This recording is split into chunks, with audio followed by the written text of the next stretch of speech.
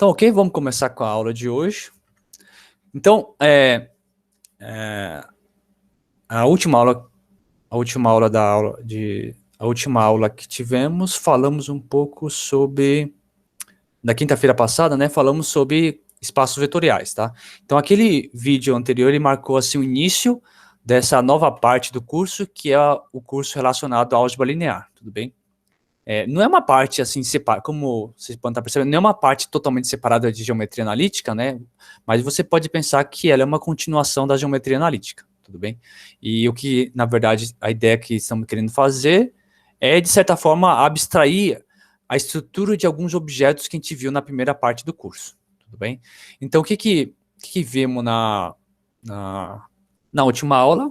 Na última aula vimos a definição do que era um espaço vetorial, e também olhamos algumas propriedades básicas dos espaços vetoriais, e depois também vimos um pouco dessa noção de subespaço vetorial. E a última coisa que comentamos na aula foi sobre combinações lineares, tudo bem? Então, o último tópico que a gente viu na aula passada foi sobre combinações lineares.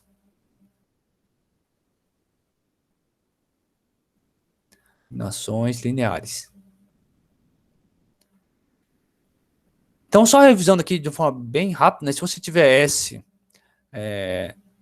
você pode pensar que o S é formado por S finito, não necessariamente, mas só para facilitar, suponha que S é um conjunto finito de vetores num espaço vetorial, tudo bem? Aí o que a gente chamava de uma combinação linear, né? Uma combinação linear de S, né? Era uma somatória do tipo, você pegava um escalar lá, o nome da 1, o número real, multiplicava pelo primeiro vetor, aí somava mais um número real multiplicado pelo segundo vetor, assim por diante, até mais um número real, lambda n, multiplicado pelo vetor 1n, tudo bem? Então você podia chamar isso aqui de, sei lá, W, tá? Então W você diz que ele é uma combinação linear de S, ou você pode aumentar a nomenclatura, pode falar que é uma combinação linear dos elementos de S, ou você pode simplesmente falar que W é uma combinação linear de o 1, o 2, o 3 até o N, tudo bem? Isso que é uma combinação linear, tá? Isso que é uma combinação linear. E o que era interessante é que se você pegar, denotar por esse conjunto aqui, ó, uma chave, aí você coloca o S lá dentro, você denota o conjunto formado por todos esses Ws, ou seja, todo W que pode ser dado dessa forma, você pode escrever assim, né? Então é lambda 1, 1, mais lambda n, o n, tal que os lambda i pertencem aos reais, tá? Então você pega o conjunto S com essas duas chaves, formado por todas essas combinações lineares, né? Então ele é o conjunto de todas as combinações lineares, todas as combinações lineares de S. Tá? Então vimos o quê? O que era interessante é que S ele é um espaço vetorial, um subespaço vetorial. Então ele é um subespaço vetorial do seu espaço maior que o espaço vetorial V, tudo bem? Então, dado qualquer conjunto lá, você faz essas combinações lineares, pega o conjunto de todas as combinações lineares, isso te dá um subespaço vetorial, tudo bem? Também diz que S diz que S é o subespaço vetorial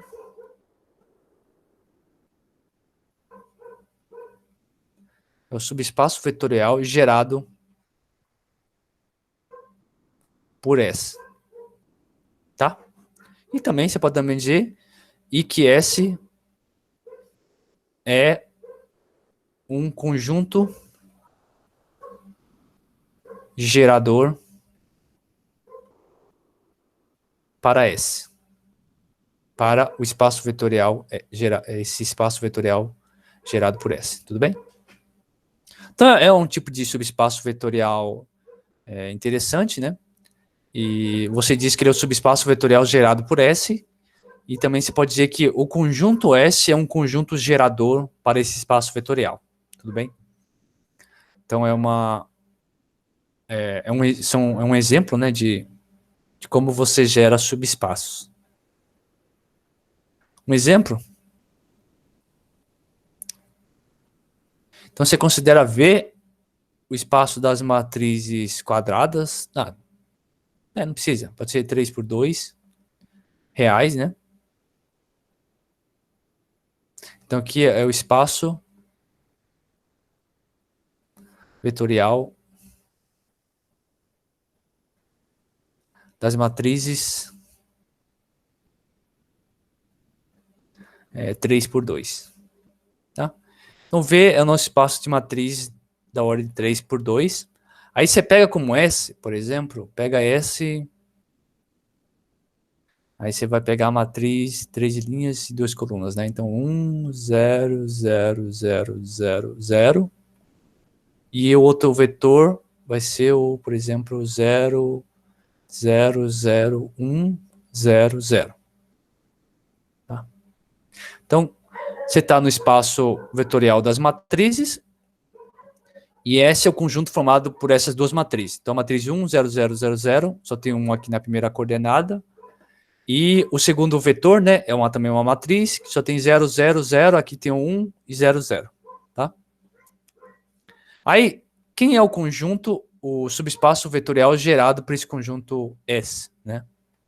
Então, por definição lá, é todos os lambda 1 multiplicado por esse primeiro vetor, 1, 0, 0, 0, 0, 0, mais um lambda 2 multiplicado pelo segundo vetor, que é 0, 0, 0, 1, 0, 0. Tá? Então, aqui o lambda 1 e o lambda 2 pertencem aos reais. Tá? E então, essa é basicamente a definição do que é o espaço gerado por um conjunto S. Tá? Então, você vai fazer todas as combinações lineares de elementos que estão no conjunto S. No nosso caso, a gente só tem 2 elementos. Tá? E aqui você pode escrever de uma forma mais compacta, né? Quem são os elementos que estão aí?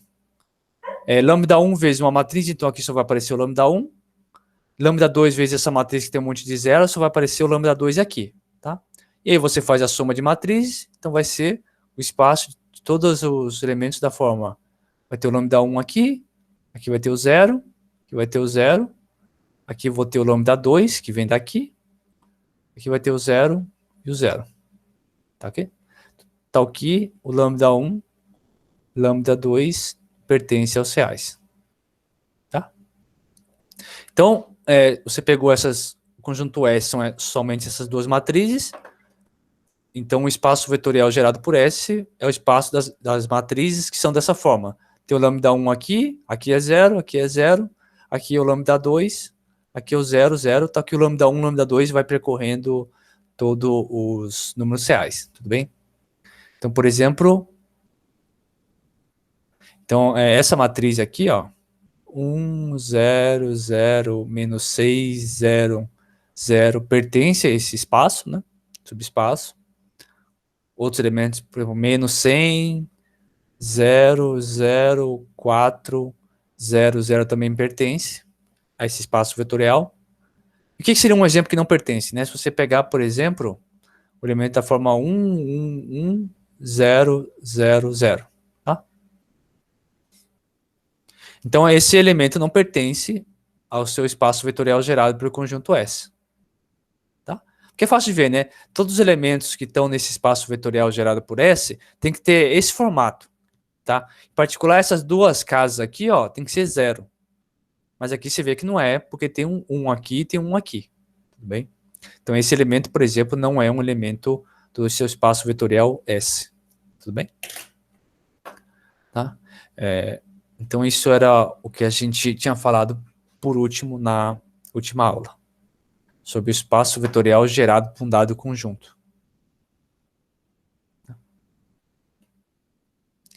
Então, agora vamos falar de um ponto que é muito importante assim, em espaços vetoriais, é um ponto bem crucial, é uma noção, né, uma noção bem crucial, que é a noção de dependência linear. Tá?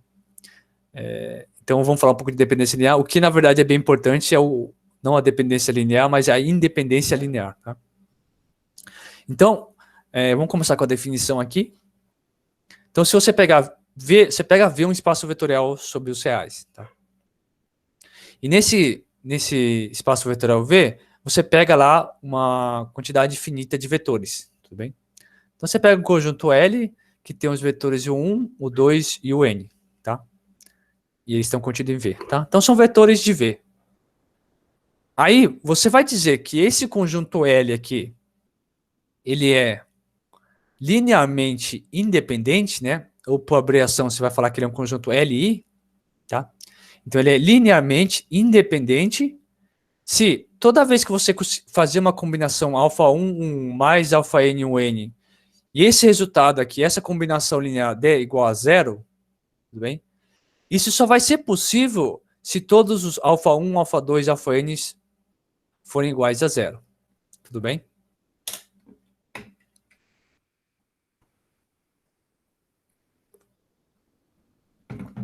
Então, só para deixar bem clara a definição, então, pega lá um conjunto do seu espaço vetorial. Tá?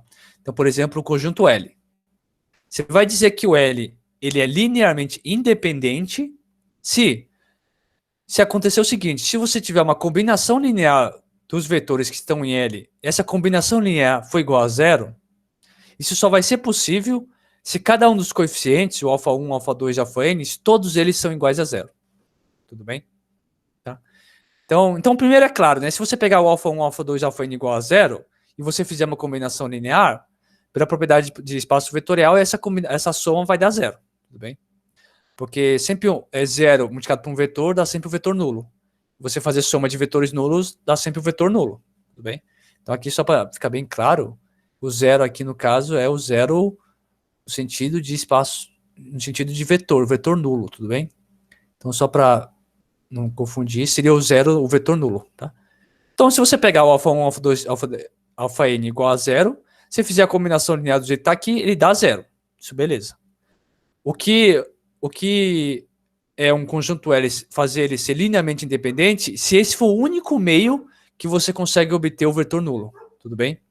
Então, você consegue obter o vetor nulo só se você colocar todos os alfa 1, alfa 2 e alfa n iguais a zero, tudo bem? Então, se isso acontecer, você vai falar que o seu conjunto L ele é linearmente independente.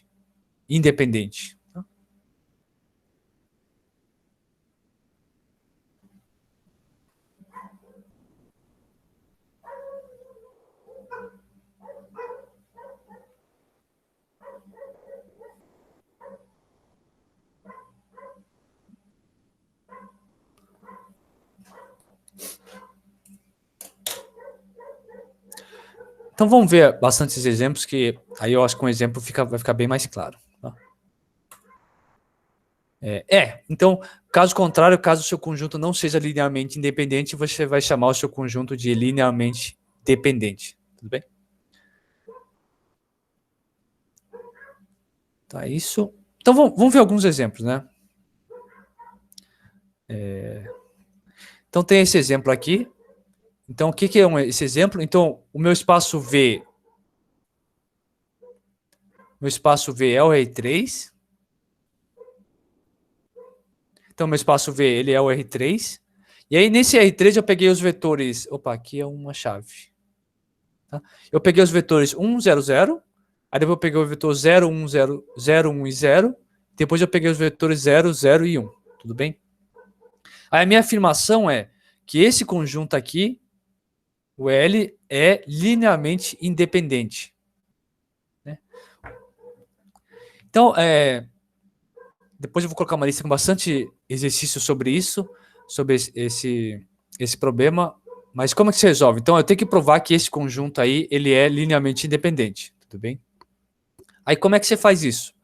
Qual que é a ideia? A ideia era assim, se eu tiver uma combinação linear desses vetores aqui, de tal forma que eles são todos iguais a zero, essa combinação linear dá zero, isso só vai ser possível se cada um dos coeficientes for igual a zero. Então, você faz assim, então você vai pegar então, alfa 1 vezes o primeiro vetor, 1, 0, 0, mais alfa 2 vezes o vetor 0, 1 e 0, mais o alfa 3 vezes o 1, vezes o vetor 0, 0 e 1. Isso aqui tem que ser igual a 0. Deixa eu copiar isso aqui.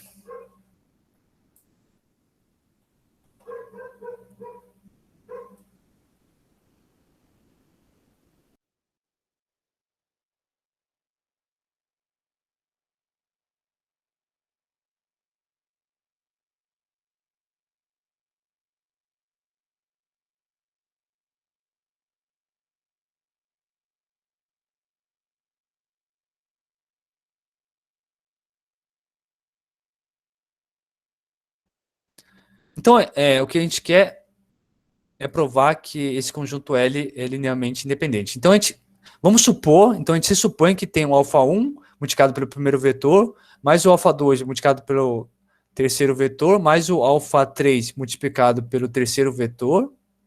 Então, se supõe que essa conta toda aqui dá o vetor nulo 0. Tudo bem? Tá? Então, lembra, esse 0 é o 0 desse espaço R3. Então, na verdade, ele é o vetor 0, 0, 0. Tá? Então, você supõe que então, tem o alfa 1, o alfa 2 e o alfa 3, que multiplicado dá 0. Primeiro que você sabe, se você pegar o alfa 1, alfa 2 e alfa 3 iguais a 0, você, de fato, vai ter essa igualdade. Aí você quer ver se existem outros elementos tal que isso seja verdade. Tá? Então, você resolve, ó. O que é alfa 1 multiplicado pelo 1, 0, 0, 0? Isso aqui vai dar alfa 1, 0, 0. Tá? Porque a multiplicação é só você multiplicar cada uma das coordenadas. Como aqui é 0, 0, vai dar 0. O alfa 2 é a mesma coisa. Então, alfa 2 vezes 0, 0. Alfa 2 vezes 1, alfa 2. Alfa 2 vezes 0, dá 0. Então, aqui fica 0, alfa 2 e 0. Aí o terceiro, alfa 3 vezes 0, 0, né? 0. E aqui você. Então, aqui você está usando a definição de produto de um escalar para um vetor em R3. Aqui vai dar alfa 3, que dá. Você está supondo que dá 0, 0, 0. Tá? Agora você usa aqui a operação de soma em R3. Você está somando cada uma desses vetores, é a mesma coisa que você somar coordenada a coordenada. Então aqui vai dar alfa 1 mais 0, mais 0. Então vai dar alfa 1. Depois 0 mais alfa 2 mais 0. Então aqui vai dar alfa 2. Depois 0 mais 0 mais alfa 3. Então alfa 3. Isso aqui vai ser igual a 0, 0, 0. Tá? Bom, legal, por quê? Então, alfa 1, alfa 2, alfa 3 tem que ser igual a 0, 0, 0. Então, alfa 1 tem que ser igual a 0, né? O alfa 2 tem que ser igual a 0. E o alfa 3 também tem que ser igual a 0. Tudo bem? Então, veja. Você supôs que o alfa 1 multiplicado por um número, mais alfa 2 multiplicado por um número, mais alfa 3 multiplicado por número, não, desculpa, por um vetor, é igual a 0, 0, 0, tá? Onde esses três vetores os três vetores que estavam aqui no conjunto L. Tá? E você chegou à conclusão que isso só vai acontecer se o alfa 1, alfa 2 e alfa 3 foram todos iguais a 0. Tudo bem? Então você pode concluir que o conjunto L é linearmente independente. Tudo bem? Então ele é linearmente independente. Tá?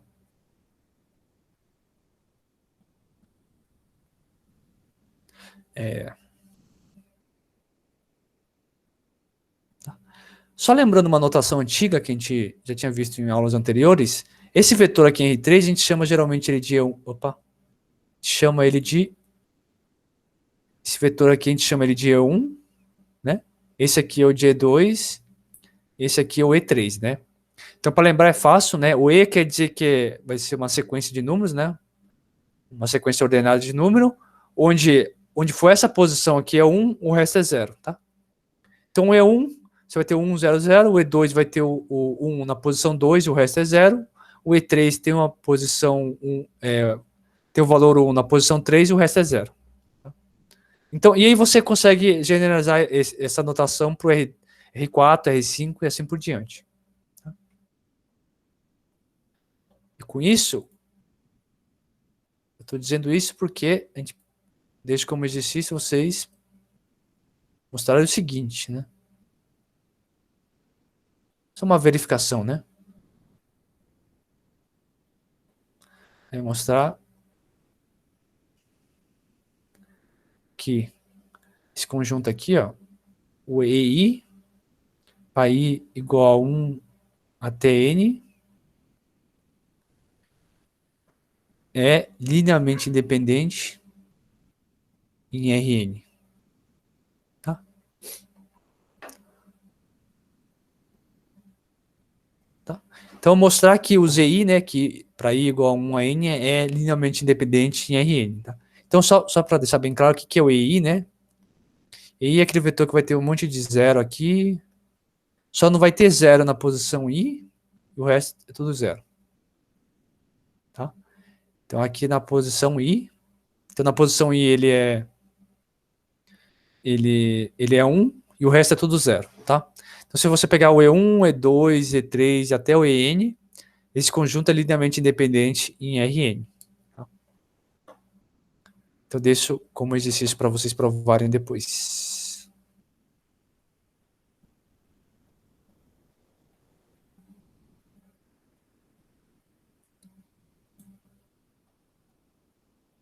Tá, aqui eu deixo outro exemplo para vocês. Então, aqui é para verificar se o conjunto é linearmente independente ou não. Tá, esse conjunto aqui, ele é, tá? É verificar que é linearmente independente. Tá? Então, deixo para vocês verificarem.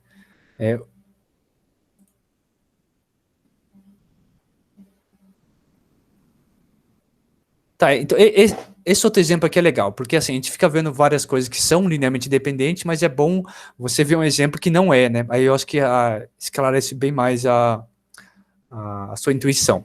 Então vamos olhar esse conjunto agora.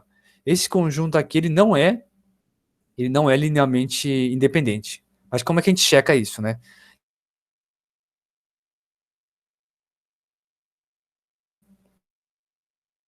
De novo, o que que se supõe? Se supõe, então, que vai existir um alfa 1 multiplicado pelo seu primeiro vetor, né? Que é o 1, 1, 0, 0, mais um outro número real, alfa 2, multiplicado pelo seu segundo vetor, né? Que é igual a 0, 0, 0, mais vai ter um terceiro número escalar, porque alfa 3 multiplicado por 2, 1, 0, 0. Isso aqui dá o vetor nulo 0. Tudo bem? Então você supõe. Aí o que é a ideia aqui? Se você conseguir provar que, nesse caso, o alfa 1, alfa 2 e o alfa 3 tem que ser necessariamente tudo igual a 0, então você provou que esse conjunto aqui é linearmente independente. Porém, se num processo que você está fazendo, você de fato conseguir achar um alfa 1, alfa 2 e alfa 3 diferente de 0, então você vai concluir que esse conjunto não é linearmente independente. Ou seja, ele é linearmente dependente. Então vamos ver. Será que a gente consegue? Então tem alfa 1, alfa 2 e alfa 3. Então a gente opera igual que a gente tinha feito no exemplo anterior. Então alfa 1 é operação de multiplicação de escalar por vetor, é só você multiplicar cada uma das coordenadas, né? Porque a gente está aqui no R4. Então a primeira parte vai ficar alfa 1, 0 e 0. Tá? Segunda parte, o alfa 2, então aqui vai dar 0. Aqui tem 1, então vai ficar o alfa 2 aqui dentro. 0 e 0. Aí o alfa 3 vai ficar 2 vezes alfa 3. Depois vai ficar o alfa 3 só, porque aqui é 1, né? Depois 0, 0. Isso aqui tem que ser igual ao vetor nulo. Agora você faz a soma dos vetores. Então o que você vai ter? Você vai ter que o alfa 1 mais 0 mais 2 alfa 3.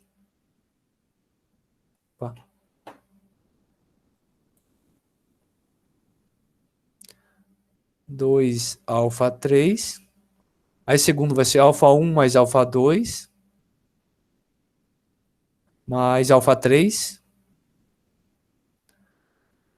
Aí terceiro elemento aqui, então vai ter 0, 0 e 0. Então aqui é só 0. Aqui vai ter 0, aqui vai ter mais 0 na última coordenada, mais 0 na última coordenada é 0. Então isso aqui tem que ser igual ao vetor nulo, 0. Tá? Então o vetor nulo, né, aqui então a gente já consegue escrever, ele é o vetor que só tem 0. Então ele é o 0, 0, 0 e 0. Tá? Bom, mas para ter igualdade entre esses dois vetores, eu vou ter que essa primeira coordenada tem que ser igual a essa primeira coordenada, que é 0. Então, α1 mais 2 α3 tem que ser igual a 0. E depois, a segunda coordenada tem que ser igual à segunda coordenada aqui, então vai ser α1 mais α2 mais α3 tem que ser igual a 0. E depois você tem 0 igual a 0, 0 igual a 0, tá? Então você olha, agora você vai ter o quê? Você tem um sistema aqui, né, em α1, α2 e α3, tá?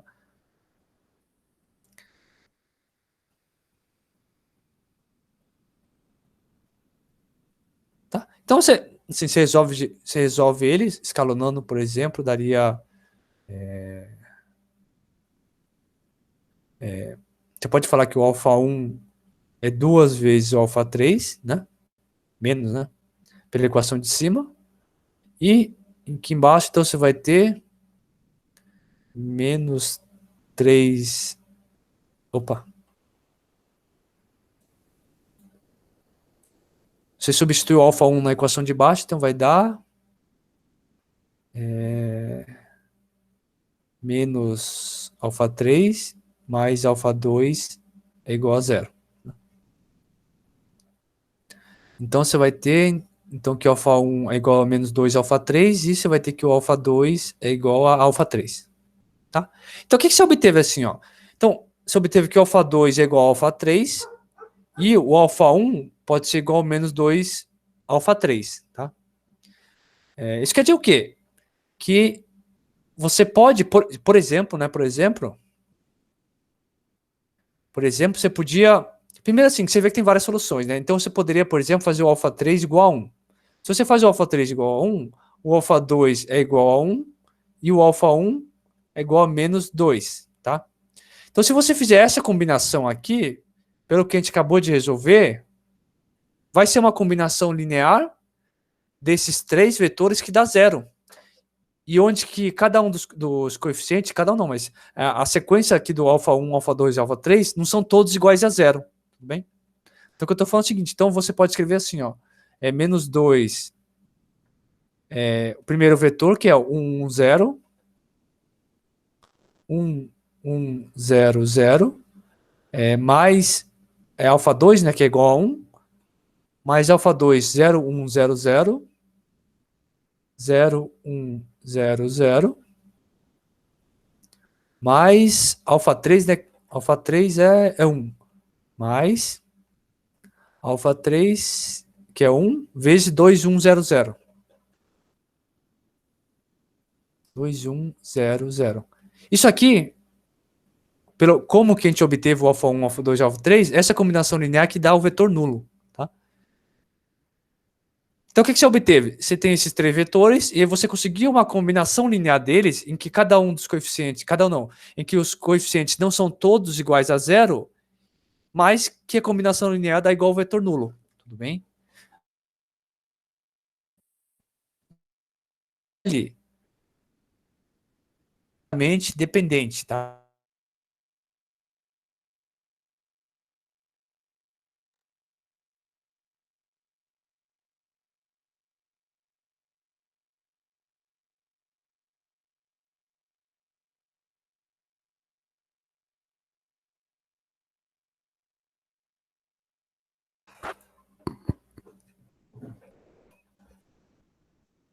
Tá. Então a gente estava olhando esse conjunto, a gente chegou nessa combinação linear. Então você vê, é a combinação. Então aqui está o primeiro elemento do conjunto L, segundo elemento do conjunto L, o terceiro elemento do conjunto L.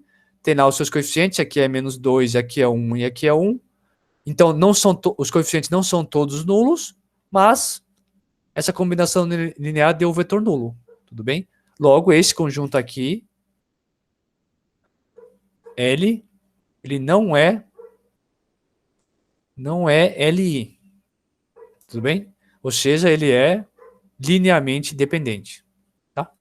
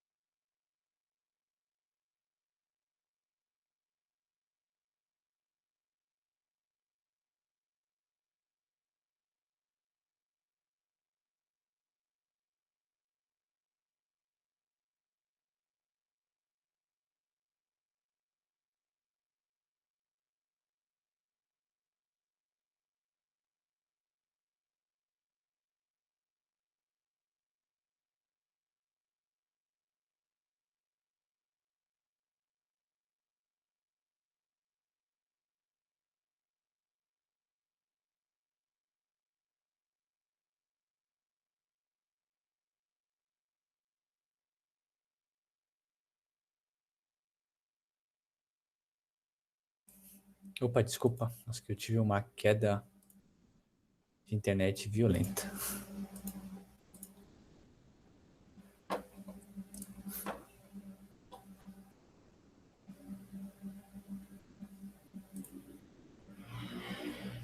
Tá bom, então o que a gente estava concluindo, né? Então tinha esse conjunto L, então a gente supôs que existia um alfa 1, alfa 2, alfa 3, a gente fez a combinação linear, e estava supondo que a combinação linear é igual a zero, e a gente obteve de fato uma solução, né? Que era pegar o alfa igual a menos 2, o alfa 1 igual a menos 2, o alfa 2 igual a 1 e o alfa 3 igual a 1. E você vê que essa combinação linear, então você pode até dar uma checada depois, você vê que essa combinação linear ela acaba resultando no vetor nulo, tudo bem? Então é uma combinação linear formada por escalares que não são todos iguais a zero, mas que resulta no vetor nulo, tudo bem? Logo, esse conjunto que está aqui, o L, ele não é linearmente independente. Tá? Então, ou seja, é o que a gente chama de linearmente dependente. Tá? Porque então é sempre ficar claro essa noção. O que é um conjunto que é linearmente independente? É um conjunto que você não consegue fazer uma combinação linear dos elementos, não todos nulos, mas que essa combinação linear dê o vetor nulo, tudo bem? Então, em outras palavras, o único modo de você fazer uma combinação linear desses vetores e obter o vetor nulo, isso só vai acontecer se você pegar todos os escalares iguais a zero, tudo bem? Todos, tá? Então, espero que tenha ficado claro o que é essa noção de quando um conjunto é linearmente independente e quando ele é linearmente dependente. Agora vamos ver vários resultados com essa noção de linearmente independente e linearmente dependente. Tá? Então, isso aqui está faltando linear. Então, se eu pego três vetores, U, V e W, que são vetores de um espaço vetorial V, e eles estão de forma assim, né? Que o U pertence ao espaço vetorial gerado por W, e o V pertence ao espaço vetorial gerado por W também. Tudo bem?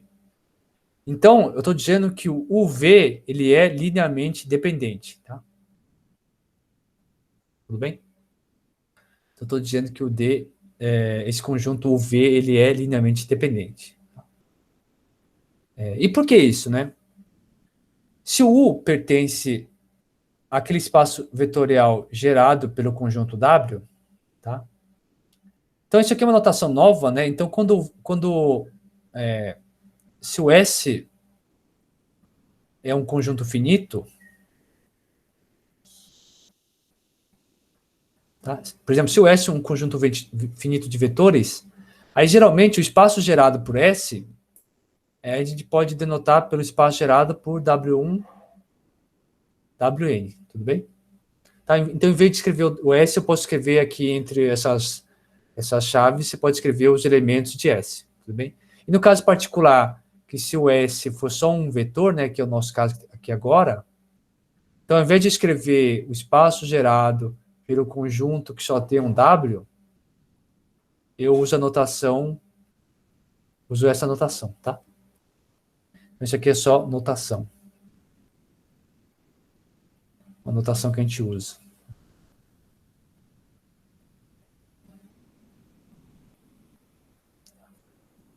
Tudo bem. Então, o que ele está falando? Se eu pegar um vetor U que pertence ao espaço gerado por W, e eu pegar o vetor V que pertence ao subespaço gerado por W, então os dois vetores, U e V, eles são linearmente dependentes, tá?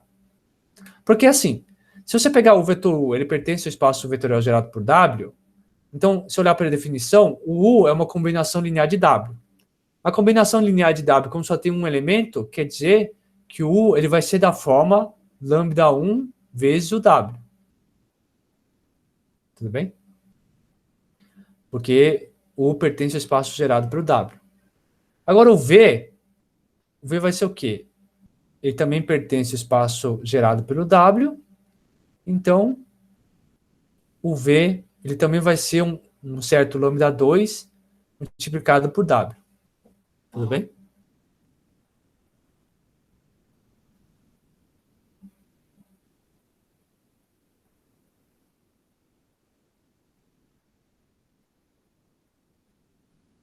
Tá?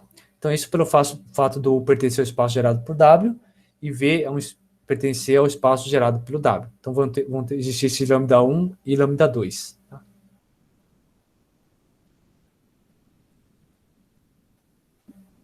E aí, o que você pode fazer? Você pode fazer o seguinte, né? Então, você vai fazer assim. Então, você faz o lambda 1, você vai fazer assim, ó, você faz a seguinte combinação linear.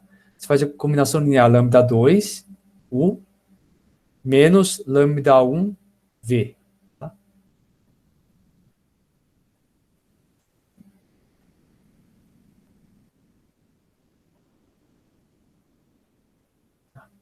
Então, você vai fazer essa combinação linear aqui.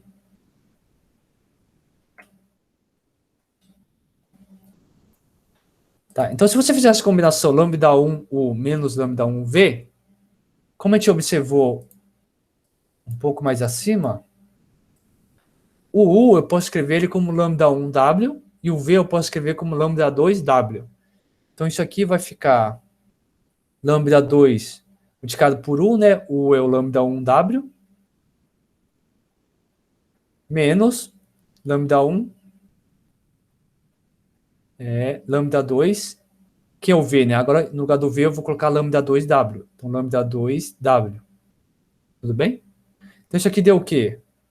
Deu lambda 1, lambda 2 W, menos lambda 1, lambda 2 W. E deu igual a zero. Tudo bem? Tá? Então, você conseguiu uma combinação linear de U e V que dá zero. Tudo bem?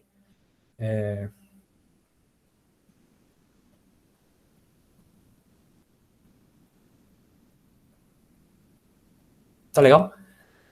Tem duas situações aqui. Pode ser que o lambda 1 seja igual a lambda 2, que seja igual a zero. Tudo bem? Mas se isso aqui for o caso, se o lambda 1 é igual a lambda 2, que é igual a zero, o U e o V, como o lambda 1 é zero e o lambda 2 dá zero, então o U e o V são iguais. Tudo bem? Então isso implicaria que U é igual a V. Tudo bem? Tá?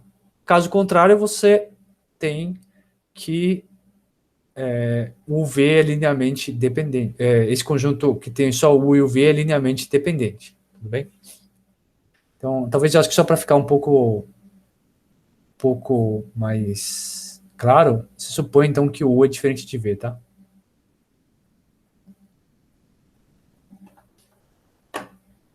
Você supõe que o U é diferente de V, então se lambda 1, lambda 2 é igual a zero, você vai encontrar que o U tem que ser igual a V.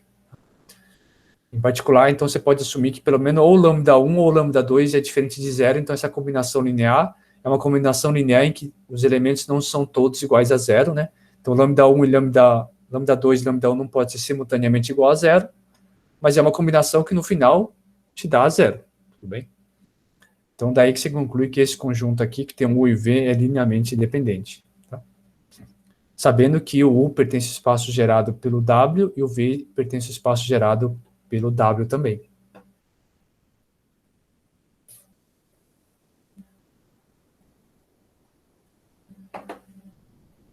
Tá? Então, uma coisa que eu não queria usar no exercício anterior, mas a gente faz agora, que é assim, se eu pegar um conjunto L, e esse conjunto L conter o vetor nulo, aí não tem jeito, esse conjunto inteiro tem que ser linearmente dependente. Tudo bem?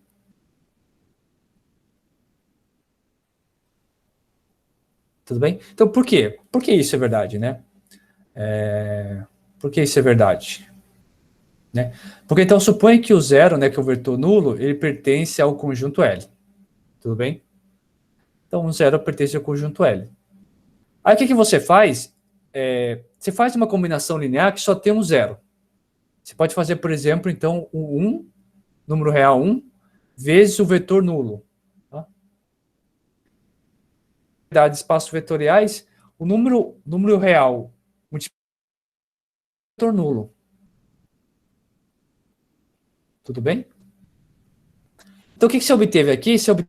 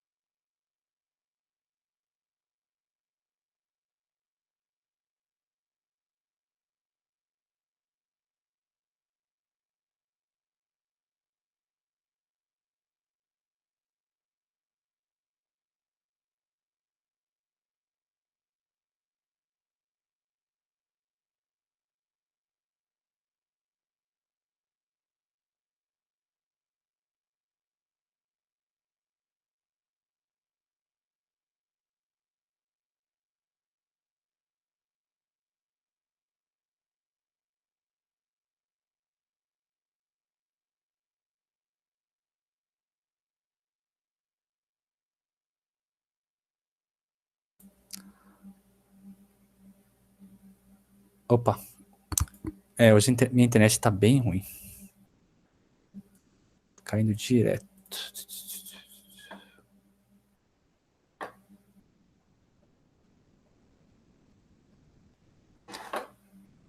Tá, então a gente estava falando dessa proposição, né? Que qualquer conjunto L que você tiver no seu espaço vetorial, se o vetor nulo já estiver lá, aí pela definição não tem jeito, ele já é um conjunto linearmente dependente. Porque assim, pensa no vetor nulo, o vetor nulo está em L, tudo bem? Então ele é um vetor de L. E aí você faz, por exemplo, a combinação linear mais simples possível, que é pegar o número 1, por exemplo, tá? O número 1 multiplicado por esse vetor, que no caso é o vetor nulo, aí você usa a propriedade de espaço vetorial, que o número escalar multiplicado por vetor nulo dá sempre o vetor nulo, tudo bem? Então o que você obteve? Você obteve uma combinação linear de vetores de L, no caso aqui a gente só está usando um vetor, mas você conseguiu uma combinação linear de vetores de L, tal que o coeficiente aqui, né, o que é importante é o coeficiente. Esse coeficiente que você usou para fazer a combinação linear, ele não é nulo, tudo bem? Então, esse coeficiente não é nulo, mas o resultado deu uma combinação que é o vetor nulo. Logo, esse conjunto é linearmente dependente, tudo bem? Então, se você estiver verificando se o conjunto é linearmente independente ou dependente, se você, de alguma forma, descobre que o zero, o vetor nulo, está nesse conjunto, aí não tem jeito, ele já é automaticamente linearmente dependente, tudo bem?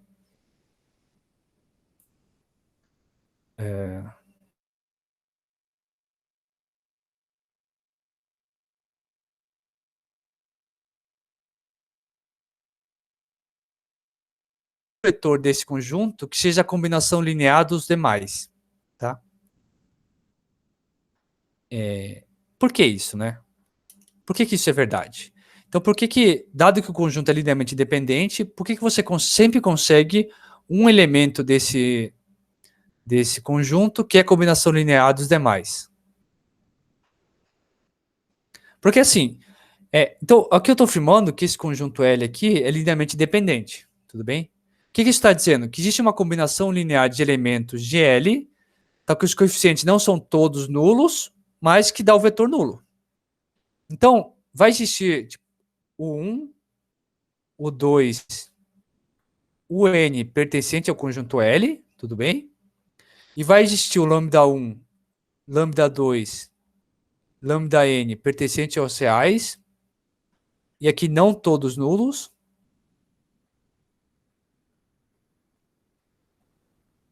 Tais que essa combinação linear de o 1 com lambda 1 dá o vetor nulo.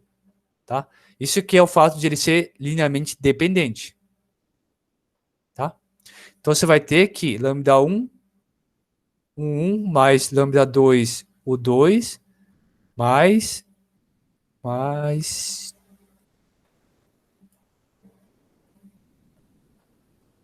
lambda n, o n, isso aqui tem que ser igual ao vetor nulo. Tudo bem? Tá. A hipótese aqui é que o lambda 1, lambda 2, lambda n não são todos nulos. Então, tem que existir pelo menos um desses lambda que é diferente de zero. Tudo bem? Porque se eles não são todos nulos, tem pelo menos um que é diferente de zero. Tá? Vamos só para simplificar, vamos supor que quem é diferente de zero é o lambda 1. Tudo bem? Mas se o lambda 1 é diferente de zero, eu posso escrever assim. Então, eu tenho essa igualdade. Então, eu posso escrever lambda 1, 1.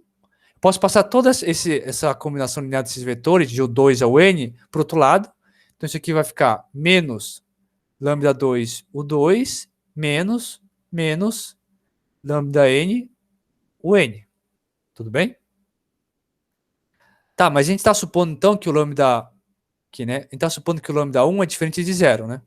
Podia ser qualquer um deles, tá? A gente só está pegando o lambda 1 para ficar mais fácil a notação. Se o lambda 1 é diferente de zero, existe o inverso dele, né? Então eu posso multiplicar pelo inverso, então eu posso obter que o 1 vai ser igual ao menos lambda 2 dividido por lambda 1, o 1, o 2, né? Menos lambda n dividido por lambda 1, o n. Tudo bem? E o que a gente obteve então aqui? A gente obteve que o quê? Que o vetor 1 é o quê? É a combinação linear do o 2, o 3 até o n. Tudo bem? Então é isso. Se obteve um vetor que está em L, que no caso que é o primeiro vetor 1, tal que esse vetor é a combinação linear dos demais elementos de L. Ou seja, aqui a gente vê, né, que ele é combinação linear, que está aparecendo o V, né? Mas aqui é o 2. Então, o 1 é combinação linear de o 2, o 3 até o n. Tudo bem? Então, essa proposição aqui é verdadeira. Se L é um conjunto que é LD, né? Então, sempre você vai ter que um vetor de L vai ser combinação linear dos demais. Tudo bem? Então, essa era essa proposição que a gente acabou de ver, né? Como é que se faz a prova dela. Então, aqui a proposição desse como exercício, né? Então, se tem agora dois conjuntos S1 e S2, tal que o S1 está contido em S2. Tá? Aí eu deixo para vocês provar que se o S1, né, que é o conjunto aqui de baixo, o menor, se ele é linearmente dependente, aí não tem jeito o S... desculpa, se o S1 é linearmente dependente, né, que é o conjunto menor, não adianta, então, o conjunto grande também já vai ser automaticamente linearmente dependente. Tudo bem? Por outro lado, se o conjunto... Aqui é 2, tá?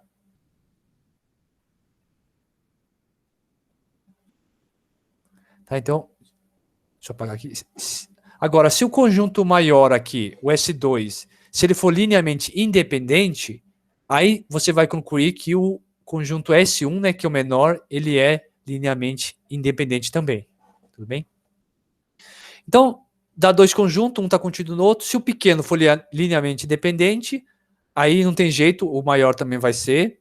Por outro lado, se o conjunto maior ele é linearmente independente, então o menor, que é o S1, também vai ser.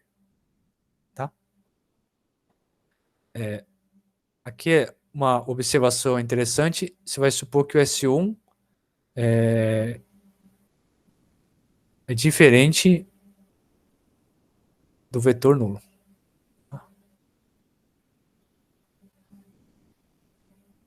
Não, isso aqui não precisa. É isso que não precisa, tá? Tá? Então eu deixo como exercício, né? Prova. Eu vou deixar como exercício. Tá? Mas ela é bem simples.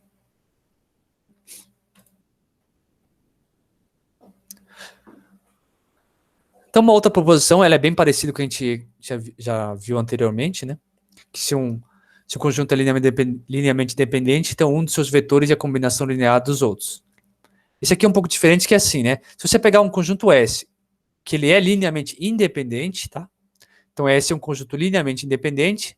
Só que, se você adicionar um vetor U lá, e de repente esse novo conjunto ficar linearmente dependente, então você vai obter que U, que esse vetor que você colocou a mais, esse vetor é a combinação linear do 1, o 2 e o N. Tudo bem? Né? Ou seja, você vai concluir que o vetor U pertence ao conjunto gerado por S. Tudo bem? Porque assim, ó, então como é que é a prova disso? Então é assim, então esse conjunto S é linearmente independente, você colocou um vetor a mais, que é o U, esse conjunto ficou linearmente dependente.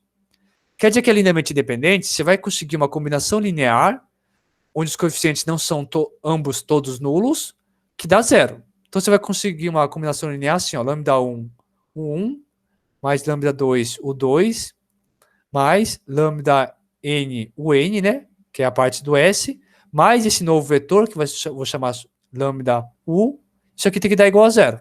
Tudo bem? Aí, o que acontece?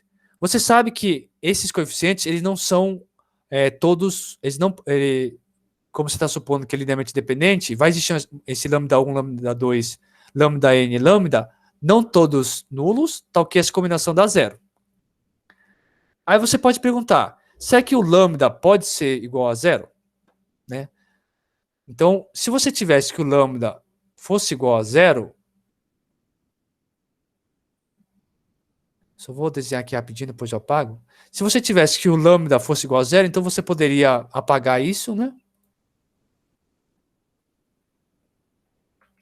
Então, se o lambda fosse igual a zero, aqui daria zero, então você simplesmente podia retirar isso. Só que o que você ia obter? Você ia obter, como o lambda é zero, esses outros lambdas que estão aqui, pelo menos um deles não pode ser zero. Mas o que você obteve? Você vai obter uma combinação linear do 1, o 2 e o n, tal que nem todos os lambdas é igual a zero, mas tendo como resultado o vetor nulo. Mas isso você não pode obter porque S é um conjunto linearmente independente. Tudo bem? Então, o que a gente está obtendo aqui? Que esse lambda aqui não pode ser igual a zero. Tá? Mas se esse lambda não pode, se ele for diferente de zero, então você vai poder escrever como a gente já tinha feito anteriormente. Você vai poder escrever, então, o U como sendo lambda 1 negativo, né? Lambda 1 sobre lambda, porque o lambda é diferente de zero, o 1, menos lambda 2 sobre lambda o 2, menos lambda n sobre lambda o n. Tudo bem? É bem parecido com isso que a gente já tinha feito antes, né? Uma proposição, aliás. Tá? Então, de fato, o U você consegue escrever como combinação linear do 1, o 2, o n. Em particular, o U vai pertencer ao seu conjunto gerado pelo conjunto S. Tá bom? Então é isso.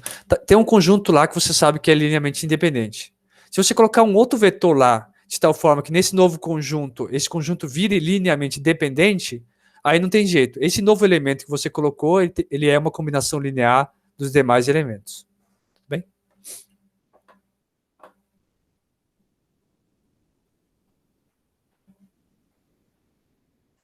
Aqui sim, né? Aqui, se alguém observou bem, o U tem que ser diferente de zero, né? Tá? Necessariamente o U tem que ser diferente de zero aqui. Tá? Porque, de novo, qualquer conjunto, se você colocar o vetor nulo lá, não adianta, esse conjunto acaba virando um conjunto linearmente dependente. Então, aqui seria. Então, se você usasse a conclusão com U igual ao vetor nulo, teria que a proposição está falando que o vetor nulo é a combinação linear dos demais, e isso não pode ocorrer. Não pode? Não, isso aqui é mentira, na verdade, né? Porque tudo bem, porque aí você vai ter que. Dado que você tem um S assim, então o vetor nulo ele sempre é a combinação linear desses vetores, porque basta você pegar todo mundo igual a zero, tá? Então, desculpa. Aqui não tem essa hipótese a mais do U ser diferente de zero. U pode ser igual a zero também. Tá?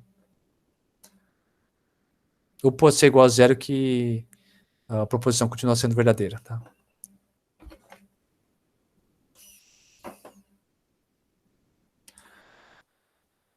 Tá, vamos ver aqui uma outra proposição. Então, essa proposição diz que se você tiver um conjunto S, então a proposição é assim, se você tem um conjunto S lá de vetores, e se você consegue que um desses vetores, ele é a combinação linear dos demais, tudo bem? Então, um desses vetores é a combinação linear dos demais. Então, como espaço gerado, você não precisa considerar esse vetor, tudo bem? Então, é assim, então você tem o conjunto S, e o que a gente está interessado é no subespaço vetorial gerado por S. Só que acontece o seguinte, um dos vetores aqui de S, né, que eu estou chamando de J, ele é uma combinação linear dos demais elementos de S. Tudo bem? Ou seja, o J pertence ao subespaço gerado pelo S menos o elemento J. Tudo bem? Então, gerar um subespaço vetorial com conjunto S, ou gerar o espaço vetorial com conjunto S sem o J, dá o mesmo espaço vetorial, subespaço vetorial. Tudo bem? Tá? Então, só para deixar bem claro assim. Então, você tem um conjunto S, só que você sabe que um dos elementos do conjunto S, ele é a combinação linear dos demais elementos, tudo bem? Então, você consegue escrever o J como combinação linear do 1, o 2, até o N, não considerando o J, tudo bem? Então, o subespaço vetorial gerado por S é a mesma coisa que você fazer o espaço vetorial gerado pelo S menos o elemento J. Tudo bem? Então, essa aqui é o que está falando a proposição, tudo bem? Então, eu deixo a prova aqui como um exercício. Tá?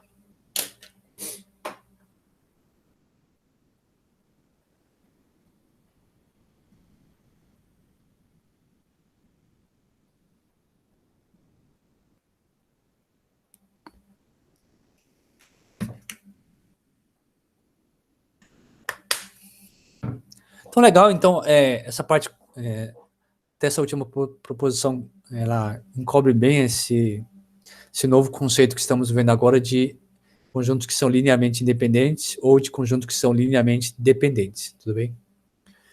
Então, agora a gente começa a falar um pouco de um conceito assim, que é muito importante em álgebra linear, que é o conceito de base, tá?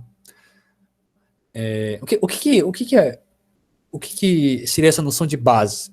é assim, que você está lá estudando um espaço vetorial, tudo bem? Você está estudando um espaço vetorial e aí você está estudando uma propriedade desse espaço vetorial.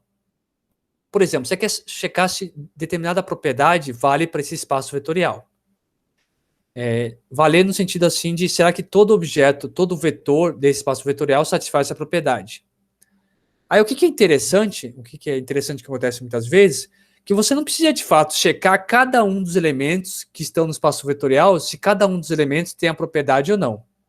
Basta você considerar, olhar um conjunto, muitos dos casos, nesse caso que a gente vai ver, um conjunto pequeno, tipo um conjunto, por exemplo, né, um conjunto finito de vetores, se esse conjunto finito de vetores tem essa propriedade, tá? Então, assim, se esse conjunto finito de vetores tiver a propriedade, vocês vão ver que, de certa forma, a gente vai poder extrapolar e falar, então todo vetor desse espaço vetorial tem essa propriedade, tudo bem? Esse conjunto finito, né, que tem essa propriedade especial, vocês vão ver que é o que vamos chamar de base do espaço vetorial, tudo bem? Então, de certa forma, a base vai ser um conjunto bem menor do espaço vetorial. Vocês vão ver no nosso caso aqui, quando a gente estiver falando de conjunto, a gente está trabalhando com espaço vetorial, vocês vão ver finito, né? Mas, de certa forma, é um conjunto bem menor do espaço vetorial que determina toda a estrutura do espaço vetorial em si, tudo bem? Então, essa vai ser a noção de base. Então, primeiro a gente vai começar com uma definição. Eu digo que você pega um espaço vetorial V lá, e você vai dizer que esse espaço vetorial V ele é finitamente gerado se existir um subconjunto finito de V, tal que o seu espaço vetorial V é igual ao subespaço vetorial gerado pelo conjunto S, tá? Onde S é um conjunto finito de V. Tá? Essa parte aqui é importante. Tudo bem? Então, assim, você terá um espaço vetorial V. Suponha que nesse seu espaço vetorial V, você encontre um conjunto finito, S, tal que o subespaço vetorial gerado pelo conjunto S dá o espaço V inteiro. Tudo bem? Nesse caso, você diz que o seu espaço vetorial V ele é finitamente gerado. Tá? Então, exemplo, já vimos bastante, inclusive. Por exemplo, suponha que o V, seu espaço V, é o espaço vetorial R2. Tudo bem? Então, são aqueles pares ordenados. Tudo bem? Agora, pega S como sendo espaço que contém os seguintes vetores. Contém o vetor 1, 0 e 0, 1. Tudo bem? Então, esse é o conjunto. Primeiro, ele é um conjunto finito, né? Só tem 2 elementos. Tudo bem? Mas vamos ver quem é o subespaço vetorial de V gerado pelo conjunto S. Tudo bem? Então, se vocês lembrar lá, o que é esse subespaço vetorial gerado pelo conjunto S? São todas as combinações lineares desses dois vetores.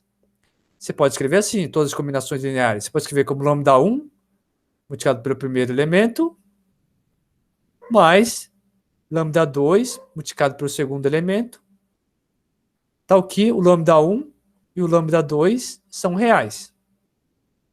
Tá? Então, o subespaço vetorial gerado por dois elementos, no caso esses dois, é isso. Só que agora, usando as propriedades do espaço vetorial R2, né? Então, você faz essa operação lambda 1 multiplicado por esse vetor mais lambda 2 multiplicado por esse vetor, você vai concluir que o espaço vetorial gerado por S são todos os pares ordenados da forma lambda 1, lambda 2, tal que tanto o lambda 1 quanto o lambda 2 pertencem aos reais. Tá legal? Mas aí, todos os pares ordenados, lambda 1, lambda 2, tal que lambda 1 e lambda 2 pertencem a R, quem é esse conjunto? Esse conjunto aqui tem que ser o R2 inteiro, né? Porque justamente são os pares ordenados, lambda 1, lambda 2, tal que lambda 1 e lambda 2 são números reais. Então aqui deu o R2 inteiro. O R2 era o quê? O nosso espaço vetorial V, né? Tudo bem? Então esse aqui é um exemplo de que R2 é um espaço vetorial finitamente gerado.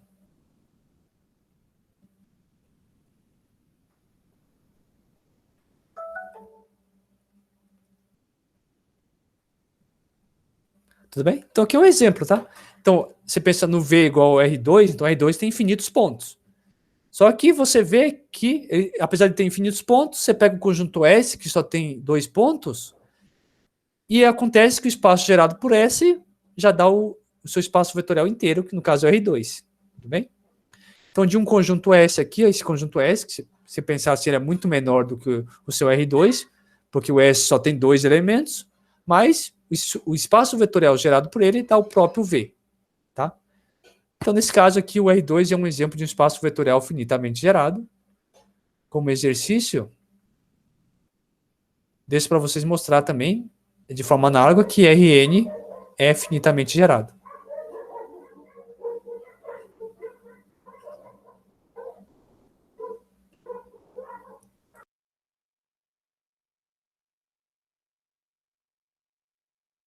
Bom, então eu espero que tenha ficado claro essa noção de o que é um espaço, dizer que o que é um espaço vetorial ser finitamente gerado. É finitamente gerado se você consegue encontrar um conjunto de vetores e um conjunto finito de vetores, então que quando você pega o espaço subespaço vetorial gerado por esse conjunto finito, te dá o espaço vetorial inteiro. Tudo bem? Então, nesse caso, se diz que o espaço vetorial ele é finitamente gerado. E por que isso é interessante, né? Porque com isso a gente pode definir o que era uma base. Uma base de um espaço vetorial. Tá? Então, primeiro, você tem um espaço vetorial V, e aí eu já estou assumindo que ele é finitamente gerado. Tá? Então, o que é ser finitamente gerado? Existe um subconjunto finito de vetores de V, tal que se você fazer o subespaço vetorial gerado por esse conjunto finito, te dá o espaço todo. Tudo bem? Então, o primeiro V ele é um espaço finitamente gerado. Aí, eu vou dizer o que é uma base para esse espaço vetorial. Tudo bem? Então, uma base para esse espaço vetorial vai ser um subconjunto finito também de V, ou seja, é um subconjunto finito de vetores de V que satisfazem duas propriedades, né?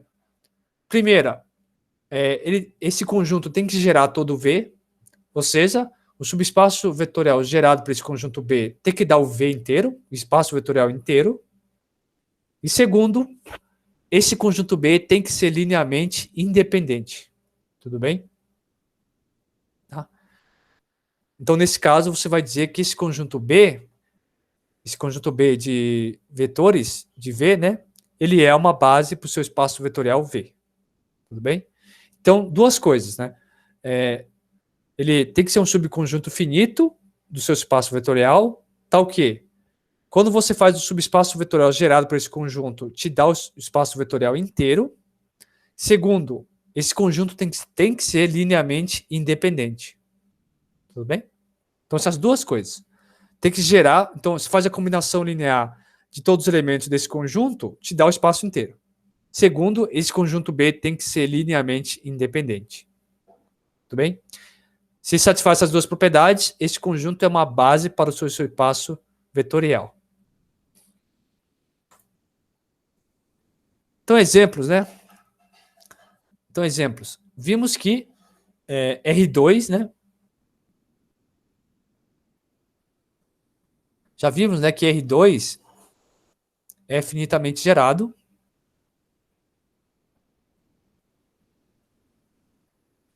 Tá? Isso aqui a gente já viu.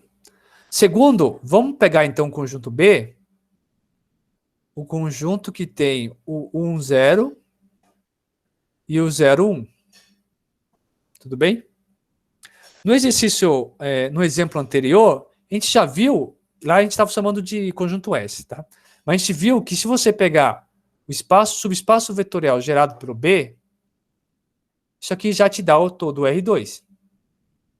Tudo bem? Ó, legal, então uma propriedade está satisfeita para a lei ser base. Segunda propriedade, né? Deixa eu colocar aqui. Segunda. B, esse conjunto B, quando a gente estava estudando conjuntos linearmente independentes, já constatamos que esses conjuntos aqui são linearmente independentes. Tudo bem? Então, B já sabe que é linearmente independente. Tudo bem? Então, legal. Então, o B, o subespaço gerado pelo B dá o próprio espaço vetorial inteiro, e o B também é linearmente independente. Logo, o B é base para R2. Bem, ele é uma base para R2. Tudo bem?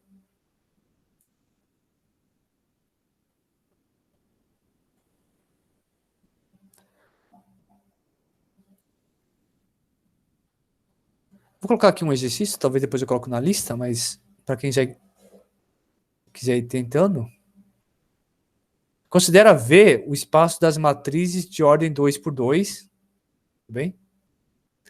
Então, matrizes 2 por 2, tá? Você vai pegar o conjunto B dessa forma. Então, B tem que ser vetores de V, ou seja, tem que ser matrizes 2 por 2. Então, você pega o conjunto B assim, ó, dessas matrizes, ó.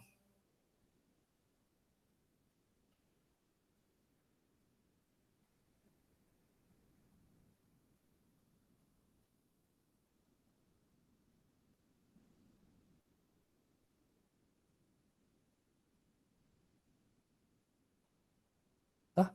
Então, no conjunto das matrizes 2 por 2, você pegou esses 4 vetores, ou seja, essas 4 matrizes.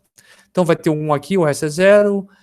É as matrizes que tem um 1 na coordenada e o 0 nas demais, tá? Então, aqui vai ter tudo 0, aqui só vai ter um aqui é só um aqui, e aqui um só nesse ponto, tá? Então, deixo como exercício vocês mostrar aqui que B é base para V. Tudo bem? Então, o que vocês têm que mostrar? Mostrar que conjunto B, o subespaço gerado pelo conjunto B dá todas as matrizes, e depois provar que o conjunto B é linearmente independente. Tá? Então, checou essas duas propriedades, se as duas propriedades foram verdadeiras, então B é uma base. Ok?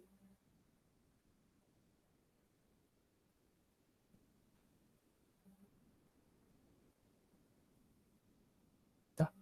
E o que é legal, né? O legal é assim, é que a gente tem um resultado que fala que todo espaço finitamente gerado, ele admite uma base. Tudo bem? Então, você checou lá que o seu espaço é finitamente gerado, né? Então, você conseguiu construir um conjunto, achar um conjunto finito, no caso S, tal que o subespaço gerado pelo S dá todo o seu espaço vetorial, ou seja, você concluiu que o seu espaço vetorial ele é finitamente gerado, então ele sempre vai admitir uma base. Tudo bem? Então, eu vou fazer aqui um esboço da demonstração, tá? Tudo bem? Aqui só vai ser um esboço, tá? Então, como seria a ideia, né? Como o seu espaço V ele é finitamente zerado, então você já sabe que vai existir um S finito, tal que, quando você pegar o subespaço vetorial gerado por S, vai te dar o seu espaço vetorial V inteiro. Tudo bem? Por quê? Porque a hipótese aqui da proposição é que seu espaço vetorial ele é finitamente gerado. Tudo bem? Então, existe um S finito, tal que o subespaço vetorial gerado por S dá o todo V. Segundo, você vai considerar um B contido em S linearmente independente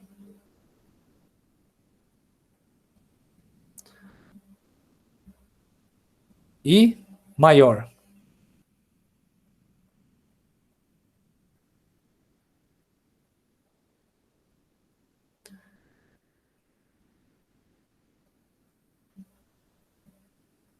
Tá? Então aqui a gente só está fazendo esboço da ideia, tá? Tem alguns detalhes tem uns detalhes bem interessantes aqui dessa prova que não faz muito sentido a gente discutir agora, mas é assim, então pelo fato de ser finitamente gerado, então vai existir um conjunto S, tal que o subespaço gerado por S dá seu espaço vetorial V inteiro.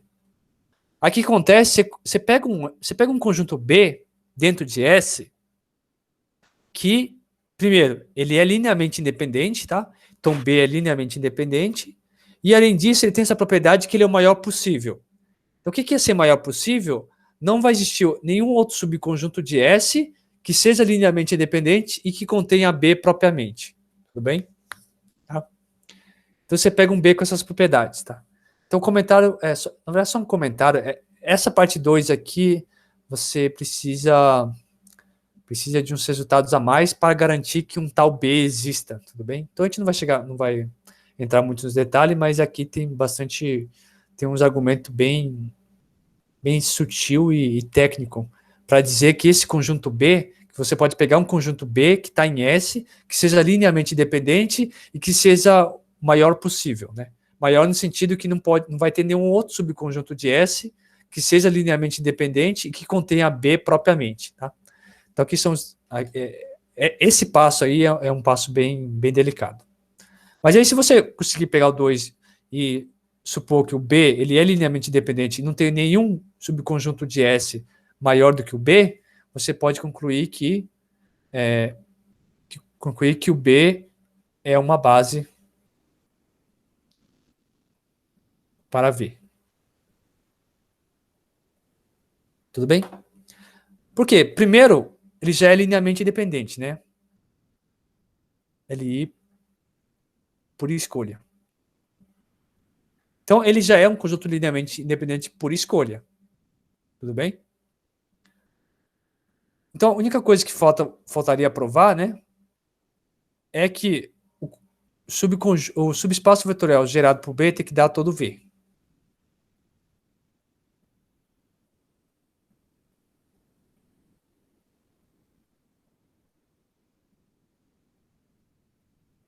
Tudo bem? Então, aqui ainda faltaria restar essa segunda parte. Tudo bem? Então, linearmente independente por escolha e mostrar que o espaço vetorial gerado pelo conjunto B te dá o espaço vetorial V inteiro. Tudo bem?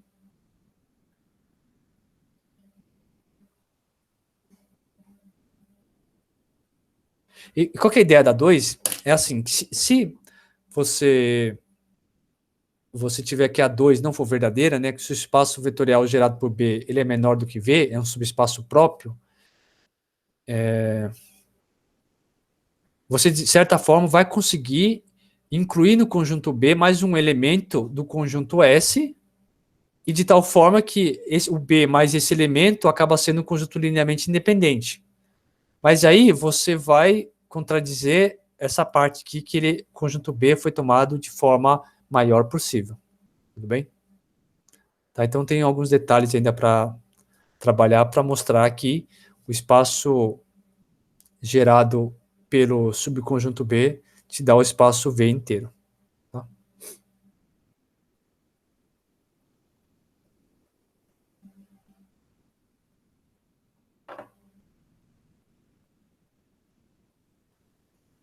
Mas isso é interessante. Então, a proposição dizendo que se você constata que o seu espaço vetorial ele é finitamente gerado, então esse espaço vetorial ele admite uma base. Tudo bem? Então, essa é a parte bem interessante. E é isso. Então, ele não fala como encontrar base, tudo bem? Mas ele sempre fala que se você tem um espaço vetorial que ele é finitamente gerado, esse espaço vetorial tem base, tudo bem? Ele só não fala como você encontra a base, mas ele já garante para você que esse espaço vai ter base. Tá? Então temos mais um teorema aqui, tudo bem? Chamado de o teorema da invariância. O teorema da invariância vai dizer o seguinte, né? Então, você pega um espaço V finitamente gerado, tá? Então você sabe que ele tem base. Mas base, você pode ter, o seu espaço vetorial pode ter mais do que uma base, tudo bem? Então, deixa eu... então, um exemplo. Vimos que em R2, esse conjunto aqui,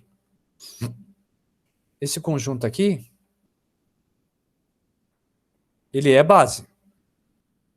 Porque satisfaz aqueles dois critérios. O subespaço gerado pelo B dá todo R2 e ele é um conjunto linearmente independente. Bem? Só que esse conjunto aqui, ó,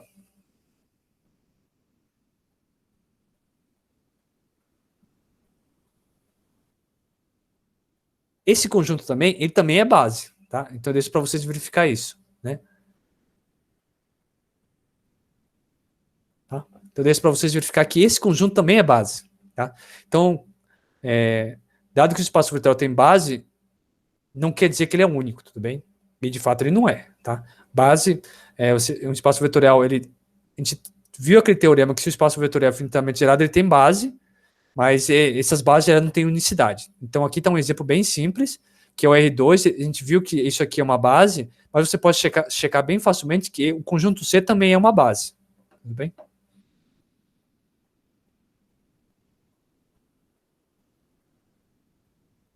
Tá?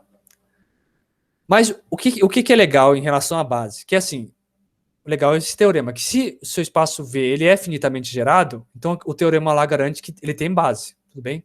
E o mais legal ainda que esse teorema está garantido, que essas bases, duas qualquer base de V, eles vão ter o mesmo número de vetores, tudo bem?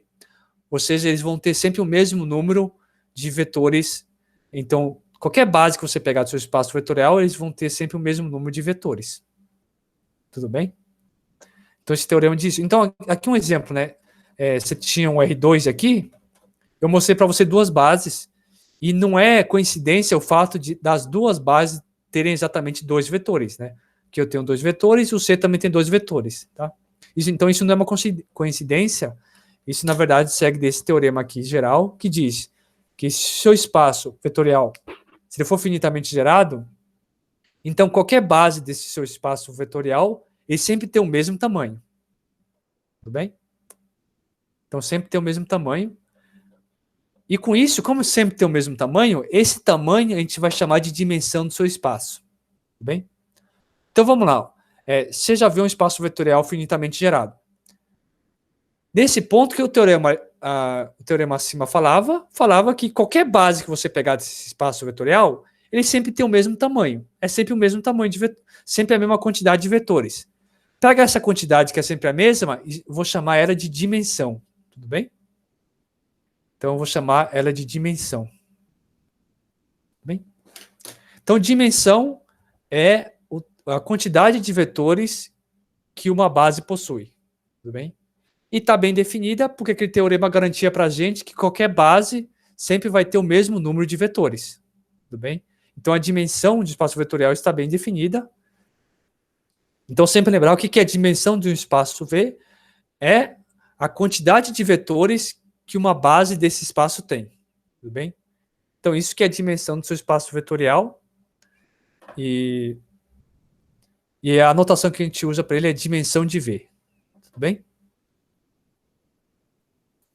Então, exemplos, né? Então, R2, né? A gente viu no R2 que a gente tinha uma base de tamanho 2, então eu mostrei para você mais uma base C de tamanho 2. Mas aí, usando o teorema, você pode concluir que a dimensão do seu espaço R2 é igual a quanto? 2. Tudo bem? Um outro exemplo, então aqui é um, né? Um outro exemplo são as matrizes. Então, se V era o seu espaço das matrizes de ordem 2 por 2, lembra, eu tinha deixado como exercício lá em cima, mostrar que aquele conjunto B, que tinha 4 matrizes, né? Ele era uma base para o seu espaço. Bom, então você já tem uma base, então você já consegue ver quantos elementos essa base tem, que era 4. Como agora, então todas as bases vão ter 4, a dimensão desse espaço, a dimensão do seu espaço V é igual a 4. Tudo bem? 3, eu deixo como exercício. Mostrar que se o V agora é as matrizes da ordem matrizes da ordem n por m linhas, então a dimensão do seu espaço V é m vezes n. Tudo bem? É 4. Aí é mais simples, né? Provar que a dimensão do espaço Rn é igual a n. Tudo bem? Ou seja, o que você está falando é provar que toda...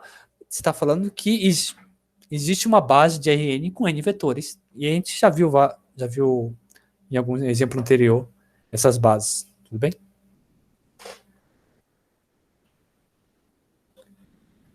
Bom, então era isso que eu tinha para falar nessa aula de hoje. Então eu vou encerrar a gravação.